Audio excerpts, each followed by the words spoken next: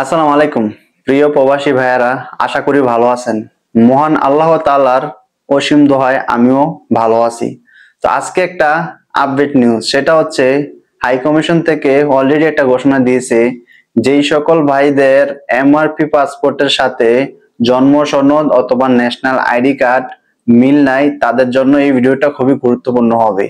তো দেখেন, এটা কিন্তু একটা অলরেডি হাই কমিশন থেকে বিজ্ঞপ্তি দিয়ে দিয়েছে। তো আমি আপনাদেরকে আপনাদের সুবিধার স্বার্থে এই স্ক্রিনে দিয়ে দেব, তারপরে বিজ্ঞপ্তিটা আপনাদেরকে আমি পরে এবং কি বুঝিয়ে দেব। তো আমি এখন আপনাদেরকে সরাসরি স্ক্রিনে নিয়ে যাব। তো স্ক্রিনে নিয়ে আমি আপনাদেরকে এখন দেখাবো আর পরে শোনাবো। তো প্রিয় প্রবাসী ভাইয়েরা, আপনারা কিন্তু অলরেডি স্ক্রিনে দেখতে পাচ্ছেন যে বিজ্ঞপ্তিটা হাই কমিশন থেকে দেওয়া হয়েছে। তো আমি আপনাদের সুবিধার সাথে আমি আপনাদেরকে পরে শোনাচ্ছি। তো যেহেতু এই বিজ্ঞপ্তিটা 9 জানুয়ারি ছিল, আজকে হচ্ছে 11 জানুয়ারি, তা 2 দিন পরে আমি ভিডিওটা বানাচ্ছি। কি তো দেখেন, এখানে বলা হয়েছে যে জরুরি নোটিশ অতএব দ্বারা জানানো যাচ্ছে যে মালয়েশিয়ায় বসবাসরত ভোটার যোগ্য প্রবাসী বাংলাদেশিদের জন্য বাংলাদেশ হাই কমিশন কুয়ালালামপুর হতে জাতীয় পরিচয়পত্র নিবন্ধন ও স্মার্ট কার্ডের কার্যক্রম সেবা প্রদান করা হচ্ছে। আমি আপনাদেরকে বোঝাই, তারপরে আবার বিস্তারিত পরে বোঝাবো। মানে এখানে বলা হয়েছে আপনার ন্যাশনাল আইডি কার্ডের সেবা, যাদের ন্যাশনাল আইডি কার্ড আছে, হয়তোবা ভুল তথ্য আছে অথবা নাই, এই সেবাটা কিন্তু তারা গ্রহণ করতে পারতেছে। মানে আমরা গ্রহণ করতে পারবো কি? তো এখানে বলা হয়েছে যে কত তারিখ থেকে এটা স্টার্ট হতে যাচ্ছে, মানে এই কাজটা কত তারিখ থেকে আপনারা করতে পারবেন, সেটা হচ্ছে 16 জানুয়ারি 2025 তারিখ হতে জাতীয় পরিচয় নিবন্ধন ও স্মার্ট আইডি কার্ডের জন্য আবেদন গ্রহণ ও প্রতিক্রিয়া সহ সকল কার্যক্রম বাংলাদেশ হাই কমিশন থেকে পরিচালিত হবে, সরাসরি পরিচালিত হবে। দেখেন, ন্যাশনাল আইডি কার্ডের জন্য, তারপর যাদেরটা অনলাইন হয় নাই, তারা মানে সবাই আবেদন করতে পারবেন মোটামুটি। তো তারা সরাসরি হাই কমিশন থেকে কিন্তু এটা আপনি আবেদন করতে পারবেন। তো যেহেতু অনেকেরই আমাদের ভুল আছে, অনেকেরটা অনলাইন করা নাই, তো এখন কিন্তু সুযোগ দেওয়া হয়েছে, আমরা কিন্তু চাইলেই এখন কিন্তু এটা করতে পারতেছি বা করতে পারবো। তো এখানে বলা হয়েছে এনআইডি ও স্মার্ট কার্ডের প্রাপ্তির জন্য প্রবাসীরা বাংলাদেশিদের প্রক্রিয়া অনুসরণ করতে হবে।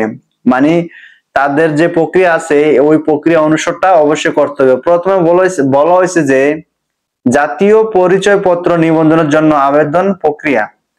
দ্বিতীয়ত বলা হয়েছে যে বাংলাদেশ সরকারের নির্ধারিত ওয়েবসাইট, মানে সার্ভিস NIDW.GOV.BD এর মাধ্যমে আবেদন। এখানে একটা ওয়েবসাইট দেওয়া হয়েছে, তো এই ওয়েবসাইটের ভিতরে গিয়ে কিন্তু আবেদনটা করতে হবে।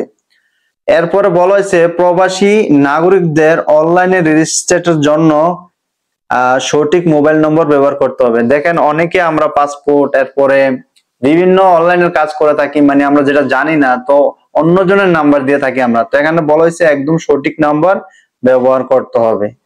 এরপরে বলা হয়েছে যে পরবর্তীতে উক্ত মোবাইলে নম্বর, ওটিপি নাম্বার এবং এনআইডি সম্পর্কিত প্রয়োজনীয় এসএমএস যাবে। মানে এই নাম্বারটা যখন আপনারা দিবেন বা আমরা দেব, সঠিক নাম্বার যাতে হয়, যাতে করে এই নাম্বারটার মধ্যে একটা ওটিপি কোড যাবে। এরপরে এনআইডি মানে এনআইডির জন্য যে আপনি সংশোধন করবেন অথবা আপনি এটাকে অনলাইন করবেন, তখন কিন্তু সকল তথ্য এসএমএস এর মাধ্যমে ওই সিমে যাবে। তো এই কারণে একটা সঠিক নাম্বার এখানে দিতে হবে। এরপরে বলা হয়েছে যে রেজিস্ট্রেশন সম্পন্ন হলে লগ ইন করে আবেদনকারী তার সকল তথ্য প্রদান ফর্ম ডাউনলোড, পরবর্তীতে ডাউনলোড ফর্ম সহ 2 নং ক্রমে বর্ণিত সংশ্লিষ্ট কাগজপত্র নিয়ে বায়োমেট্রিক তথ্য প্রদানের জন্য Bangladesh high commission Kuala Lumpur Malaysia আসতে হবে।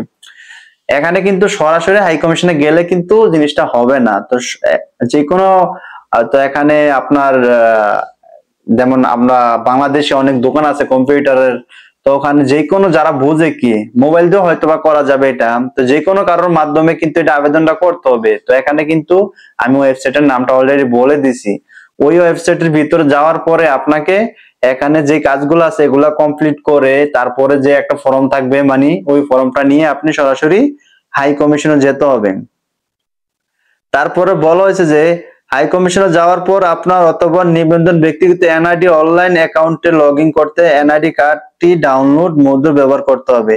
তো এখানে যে জিনিসটা বলা হয়েছে এইটা হয়তো সাধারণ পাবলিকরা বুঝবে না, অনেকে আছে যারা পড়াশোনা করে না একেবারে, তো এটা বুঝবে না। আশা করি এটা হাই কমিশনে গেলে খোলাসা হয়ে যাবে আপনার, হয়তোবা তারাই বুঝিয়ে দেবে কি। তো দ্বিতীয়ত বলা হয়েছে এখানে জাতীয় পরিচয়পত্র নিবন্ধনের জন্য নাগরিকদের প্রয়োজনীয় দলিলপত্র কাগজপত্র। তো আপনি যখন জাতীয় পরিচয়পত্র নিবন্ধন করতেছেন, মানে এখানে তো বলা হয়েছে, তো নিবন্ধন যেহেতু করবেন আপনার ডকুমেন্ট হিসাবে কি আছে বা কি লাগতে পারে, আমাদের মনে কিন্তু অনেকেরই প্রশ্নটা চলে আসছে। তো প্রথমত অনলাইনে পূরণকৃত আবেদনকৃত নিবন্ধন ফর্ম 2, মানে এই যে কিছুক্ষণ আগে আপনি যে অনলাইনে নিবন্ধন করবেন কারোর মাধ্যমে, তো ওই নিবন্ধনের যে একটা ফর্ম থাকবে এই ফর্মটা অবশ্যই লাগবে। দ্বিতীয়ত হচ্ছে পিতা মাতার এনআইডি মৃত্যু সনদ বা সনদ, মানে আপনার বলা হয়েছে এখানে আপনার মা বাবার, ঠিক আছে, যদি জীবিত মৃত্যু হইলে মৃত্যু নিবন্ধন বা সনদ, অবশ্যই মৃত্যু সনদও লাগবে, মানে জীবিত বা মৃত্যু যাদের মা বাবা আছে তাদের এগুলা লাগবে। এরপরে বলা হয়েছে মেয়াদ সম্মিলিত বাংলাদেশ পাসপোর্ট, এরপরে শিক্ষা সনদ প্রযোজক ক্ষেত্রে, মানে এখানে বলেছে যারা শিক্ষা যোগ্যতা ছিল বা অনেকের তো সার্টিফিকেট থাকে কলেজ বা ইউনিভার্সিটি, এগুলা লাগতে পারে বা লাগবে কি। এরপরে বলা হয়েছে অনলাইনে জন্ম নিবন্ধন সনদ, আমরা এটা কিন্তু খুবই ইম্পর্টেন্ট আমরা বুঝতে পারি। যেমন আপনি যেহেতু ন্যাশনাল আইডি কার্ডটাকে পরিবর্তন করতেছেন বা ঠিক করবেন বা এটাকে সংশোধন করবেন, তো এখানে কিন্তু আপনার অনলাইন ভার্সন করা থাকতে হবে আপনার জন্ম সনদটা। অবশ্য জন্ম সনদ যদি অনলাইন ভার্সন না থাকে বা এটা যদি ক্লিয়ার না থাকে, তাহলে আপনার পাসপোর্ট এনআইডি আপনার এনআইডিটা ঠিক করে তো কোনো লাভ হচ্ছে না, তাই না? তো সবকিছু কিন্তু মিল থাকতে হবে, মানে তারা মিল করে দিবে, বাট আপনার জন্ম সনদটাকে অনলাইন ভার্সন করে নিতে হবে কি। এরপরে বলা হয়েছে নিকানামা স্বামী স্ত্রী এনআইডি বিবেচন, মানে এখানে আবার একটা কথা বলা হয়েছে, মানে যাদের বিয়ে হয়েছে তাদের কিন্তু কাবিন নামা লাগবে, অথবা আপনার স্বামী স্ত্রী আছে না তাদের ভোটার আইডি কার্ড লাগতে পারে এখানে। এরপরে বলা হয়েছে নাগরিকত্ব সনদ মেয়র কাউন্সিলের চেয়ারম্যান সিইউ ক্যান্টনমেন্ট এলাকার ক্ষেত্রে, মানে নাগরিকত্ব সনদ লাগবে শুধু কাউন্সিলের চেয়ারম্যান সিইউ ক্যান্টনমেন্ট এলাকা যে ক্ষেত্রে যেই লোকগুলো বসবাস করে তাদের শুধু লাগবে কি। তারপরও বলা হয়েছে এখানে আপনার 75 রিঙ্গিত জমা দিতে হবে, আর সেটা কোন নাম্বারে দিতে হবে এখানে কিন্তু উল্লেখ করা আছে। তো আমি আর নাম্বারটা এখানে বলছি না, আপনাদের সুবিধার সাথে আপনারা চাইলে এখান থেকে অ্যাকাউন্ট নাম্বারটা দেখতে পারেন কি। তো এখানে বলা হয়েছে বাংলাদেশ হাই কমিশনে মে ব্যাংকে ফি বাবদ 75 রিঙ্গিত জমা প্রদানের স্লিপ। তো মানে এই নাম্বারটা আপনারা পরে 75 রিঙ্গিত আবেদন করতে হবে কি, জমা দিতে হবে। তো এই জিনিসটা আসলে আমার কাছে মনে হইতেছে ততটা সোজা না, তবে আমার মনে হয় যে আমরা তো আর নিজেরাই কাজগুলা করব না, মানুষেরাই করে দিবে, বা হাই কমিশনে গেলে তারাই একদম সঠিক যে তথ্যটা আছে ওখান থেকে তারা দিয়ে দেবে, বা কিভাবে কি করতে হবে তারা বলে দেবে, এখানে ভয়ের কিছু নাই। তো যারা এনআইডি করতে চান অথবা যাদের এনআইডি অনলাইন হয় নাই তারা কিন্তু এই সুযোগটা পাচ্ছেন, অথবা যাদের এনআইডির মধ্যে পাসপোর্টের সাথে মিল নাই তো তারা কিন্তু এই সুযোগটা এখন বর্তমানে পাচ্ছেন। তো কেন এই সুযোগটা দেওয়া হলো, দেখেন এখন কিন্তু আমাদের সরকার চাচ্ছে যে প্রবাসীরাও যাতে প্রবাস থেকে ভোট প্রদান করতে পারে, মানে বাংলাদেশে যেই সরকার আসুক না কেন, মানে ভোটার যেই সিস্টেমটা এটা চাচ্ছে বিশ্বের যে প্রান্তে থাকেন না কেন ওখান থেকে যেন আপনি অনলাইনের মাধ্যমে ভোট গ্রহণ করতে পারেন। এই কারণে কিন্তু এই জিনিসটা চালু হচ্ছে। তা আবার অনেকের কিন্তু পাসপোর্ট অথবা এনআইডির সাথে মিল নাই, তো এগুলা যদি মিল থাকে হয়তোবা ভবিষ্যতে আপনার কোনো ভোগান্তিতে পড়তে হবে না। বিশেষ করে দেশে আপনি জায়গা জমিন রাখেন না কেন, যে কোনো কাজে কিন্তু এগুলা লাগতেছে এখন। এখন তো ডিজিটাল যুগ, এগুলা ছাড়া হচ্ছে না। তো আপনি যদি এটা করতে পারেন তাহলে আপনার জন্য অনেক সুবিধাজনক হবে। তো অবশ্যই এই ভিডিওটা যদি ভালো লাগে লাইক করে দিবেন, শেয়ার করে দিবেন, অন্যকে দেখার সুযোগ করে দিবেন, আর চ্যানেলটিতে নতুন হলে সাবস্ক্রাইব করবেন। আর পরবর্তী ভিডিওর জন্য অবশ্যই অপেক্ষা করবেন, ইনশাআল্লাহ পরবর্তী ভিডিও চলে আসবে। ভালো থাকবেন, সুস্থ থাকবেন, দেখা হবে নতুন ভিডিওতে। আল্লাহ হাফেজ।